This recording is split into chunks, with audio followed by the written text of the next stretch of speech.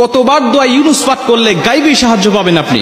আল্লাহ রাসূল সাল্লাল্লাহু আলাইহি ওয়াসাল্লাম তিরমিজি শরীফের বর্ণনা বলেন, 3505 নম্বর হাদিস, আল্লাহ রাসূল বলছে, যারা দোয়া ইউনুস পাঠ করে আল্লাহ পাকের কাছে কোনো কিছু চায়, আল্লাহ পাকের কাছে সাহায্য প্রার্থনা করে, আল্লাহ রাব্বুল আলামিন সঙ্গে সঙ্গে তাকে সাহায্য নাজিল করে।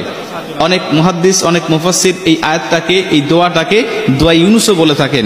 এটা আল্লাহ রাব্বুল আলামিনের গায়বী সাহায্য পাওয়ার একটি অন্যতম একটি দোয়া।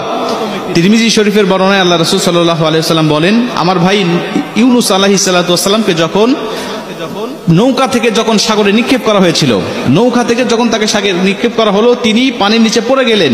পানির গভীরে যাওয়ার পরে তাকে মাছ খেয়ে ফেললেন। তিনটা অন্ধকারের মধ্যে তিনি পড়ে গেলেন, পানির অন্ধকার, মাছের অন্ধকার, রাতের অন্ধকার। তিনটা অন্ধকারের মধ্যে থাকলেন, কোথাও কোনো সাথী ছিল না, তার কাছে কোনো সাহায্য করার মতো কোনো মানুষ ছিল না। তিনি জানতেন যে আমাকে আল্লাহ পাক ছাড়া কেউ সাহায্য করতে পারবে না। তখন ইউনুস আলাইহিস সালাতু ওয়াসসালাম আল্লাহ পাকের কাছে দোয়া ইউনুস পাঠ করতে লাগলেন। তিনি বলতে থাকলেন, লা ইলাহা ইল্লা আনতা সুবহানাকা ইন্নী কুনতু মিনাজ জালিমিন। হে আল্লাহ, তুমি ছাড়া কোনো মাবুদ নাই, তুমি মহান, তুমি পবিত্র।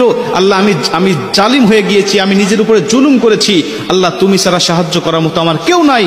আল্লাহ রাব্বুল আলামিন তাকে মাছের পেট থেকে আল্লাহ পাক তাকে হেফাজত করলেন। আল্লাহ পানির অন্ধকার থেকে তাকে আলোতে নিয়ে আসলেন, রাতের অন্ধকার থেকে আল্লাহ দিনের আলো দিলেন। তিনি মুক্তি হয়ে গেলেন, তিনি আল্লাহ পাকের শুকরিয়া আদায় করলেন।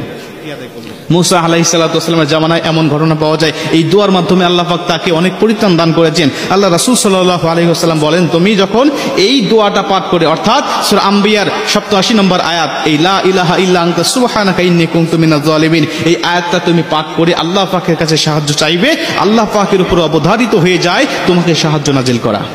অনেকে বলতে পারে